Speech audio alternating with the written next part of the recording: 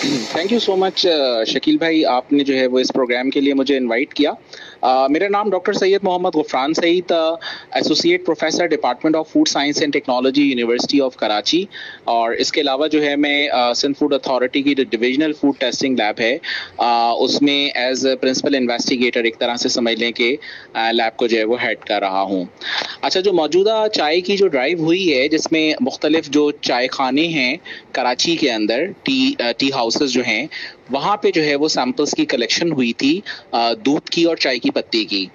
इसमें तकरीबन कोई 127 दूध के सैंपल और तकरीबन कोई 107 जो है वो चाय की पत्ती के सैंपल्स जो है वो हमारे पास टेस्ट होने के लिए आए थे। और इन सैंपल्स की जो है वो हमने टेस्टिंग परफॉर्म की। अच्छा, इससे पहले भी दूध के हवाले से जो पिछले साल ड्राइव हुई थी, हम उसके मुकाबले में ये समझ रहे थे कि शायद उन्हीं जैसे कंटामिनेंट्स हो। तो पिछले और इस दफ़ा के कंटामिनेंट्स में बस फ़र्क ये था कि एक जो कंपोनेंट एक तरह से कह लें बड़ा डेडियस कंपोनेंट है फॉर्मलिन। इस दफ़ा हमें दूध में फॉर्मलिन नहीं मिला, लेकिन जो दूसरे किस्म के केमिकल्स हैं, मिसाल के तौर पे क्वाटनरी अमोनियम सॉल्ट्स हो गए, या इसी तरह से जो है वो डिटर्जेंट हो गया, चीनी हो गई, नमक हो गया, खाने का सोडा हो गया। तो इस तरह की चीज़ें दूध में जो है वो हमें मिली हैं जो कंटामिनेंट के तौर पे मौजूद होती हैं। अब इनके मुख्तलिफ यूजेस हैं जिसकी वजह से इस्तेमाल किया जाता है। मिसाल के तौर पे डिटर्जेंट का काम जो है वो झाग बनाना होता है दूध के अंदर। फिर इसी तरह से चाय की पत्ती है, तो चाय की पत्ती में हमारे पास जो 107 सैंपल कलेक्ट हुए, उनमें से तकरीबन कोई 50 सैंपल्स ऐसे थे जिनके अंदर जो है वो हमें सिंथेटिक फूड कलर्स या सिंथेटिक कलर्स जो है वो एजोडाइज नॉर्मली जो होती हैं वो बरामद हुई। अच्छा, पाकिस्तान में क्योंकि चाय की पत्ती जो है वो इम्पोर्टेड आइटम है, पाकिस्तान में ग्रो नहीं होती है, तो उसका जो है वो ज़्यादातर ये समझ लें कि जो जो अवेलेबिलिटी है वो 100% इम्पोर्ट बेस्ड ही होती है। तो अब उसको थोड़ा सा सस्ता करना या उसके लिए जो है मुख्तलिफ चीज़ें इसमें की जाती हैं। मिसाल के तौर पे चाय की पत्ती के अंदर जो है वो खुश्क पत्ती हो गई इस्तेमाल शुदा, वो मिक्स कर दी जाती है। मुख्तलिफ किस्म के पत्ते हो गए, उनको ड्राई रोस्ट करके मिला दिया जाता है एज अडल्ट्रेंट। या इसी तरह से जो है वो उसके कलर अगर कम हो गया हो या चाय की पत्ती यूज़ हुई मिलाई जा रही हो तो उसके अंदर सिंथेटिक कलर जो है वो मिला दिए जाते हैं। अच्छा, सिंथेटिक कलर का नुकसान क्या है? अमूमन जो सिंथेटिक कलर होते हैं ये टेक्सटाइल ड्राइव्ड होते हैं, जो कपड़ों को रंगने के लिए इस्तेमाल हो रहे होते हैं। तो उसका नतीजा ये निकलता है कि जो माउथ की लाइनिंग है, यानी जो सलाइवा है, या उसको कट करता है। बच्चों में ADHD हाइपरटेंसिव डिसऑर्डर क्रिएट करता है। बड़ों के अंदर भी अगर ज़्यादा इस्तेमाल जो है वो किया जा रहा हो तो अल्टीमेटली इनिशियली तो ये डाइजेस्टिव मैकेनिज्म को डिस्टर्ब करता है, और लॉन्ग टर्म यूजेज के ऊपर जो है ट्यूमर और कैंसर जैसी मूजी बीमारियों का जो है वो सबब बन रहा होता है। उसके मुकाबले में दूध के अंदर अगर आप ये कहें कि जी डिटर्जेंट जो है उसका क्या काम है, तो अगर आपको मैं सिंपल एक चीज़ बताना चाहूँ कि आपकी भी अपनी ये नोटिस में होगा कि चाय जो है अमूमन जब घर में बनती है तो उसमें कोई इतने झाग नहीं होते, उसके ऊपर फ्रॉथीनेस नहीं होती है।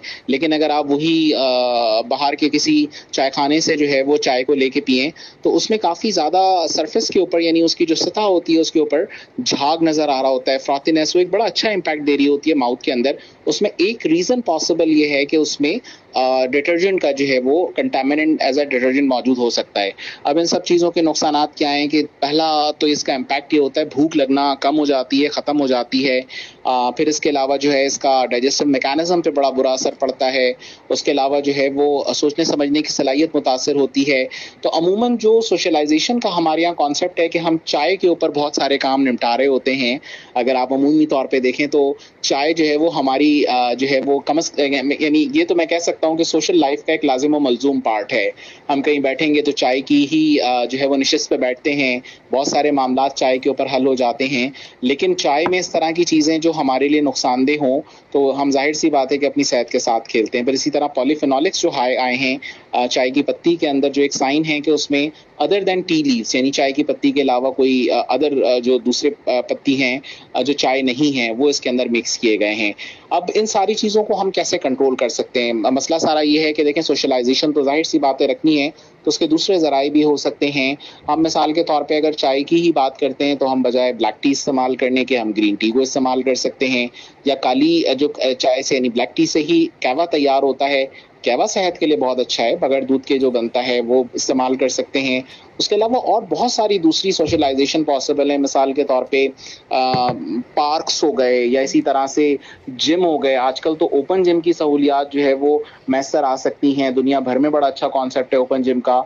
यानी नौजवानों को बेसिकली एक एक्टिविटी चाहिए है, तो हम इस तरह की एक्टिविटीज़ को मज़ीद इम्प्रूव कर सकते हैं, इन्हांस कर सकते हैं। अगर इसको हम शामिल करें अपनी सोशल लाइफ के साथ, तो यकीनन बहुत सारी चीज़ें जो हैं वो बेहतर हो सकती हैं। तो चाय जो है वो जिस हालत में हम इस्तेमाल कर रहे हैं कि हमारी सेहत के लिए नुकसानदेह हो सकती है, तो हमें इसके इस्तेमाल को जो है वो दोबारा से देखना चाहिए। किसी भी चीज़ का इस्तेमाल अगर हद से ज़्यादा होगा तो वो सेहत के लिए नुकसानदेह है, और अगर उसका मुतनासिब इस्तेमाल हो तो यकीनन जो है वो सेहत के लिए नुकसानदेह नहीं होगा। तो तमाम सुनने वालों को, लिसनर्स को यही गुजारिश होगी कि किसी भी चीज़ का इस्तेमाल करें, स्पेशली फूड का। जनाब, किसी भी चीज़ का इस्तेमाल करें तो उसको ज़्यादा इस्तेमाल करते हुए ख्याल रखें। और चाय पे मज़ीद बात करते हैं, कुछ अपडेट्स है वो देनी है, लेकिन सबसे पहले तो मैं शुक्रिया अदा करूँगा डॉक्टर सैयद गफरान सईद साहब का कि आपने ना सिर्फ हमें ये बताया कि चाय में कौन कौन से केमिकल्स या कौन कौन सी चीज़ें शामिल की जाती हैं और दूध में क्या कुछ मिलाया जा रहा है, उस पर आपने हमें ना सिर्फ अवेयरनेस दी बल्कि हमें ये भी बताया कि हमें एहतियात कैसे करनी चाहिए और मीटिंग अगर करनी भी है तो कहाँ पर जाकर कर लेनी चाहिए। लेकिन उससे पहले मैं चाहूँगा कि प्रोग्राम को आगे बढ़ाने से पहले थोड़ी सी ट्रैफिक अलर्ट भी है, तो मैं चाहूँगा कि वो भी आप तक पहुँचा दी जाए, ताकि कम से कम आपको, मैं हमेशा एक बात करता हूँ कि जब गूगल साथ छोड़ दे या इंटरनेट साथ छोड़ दे तो सिंध पुलिस FM 88.6 आपका साथ नहीं छोड़ता और आपको रहनुमा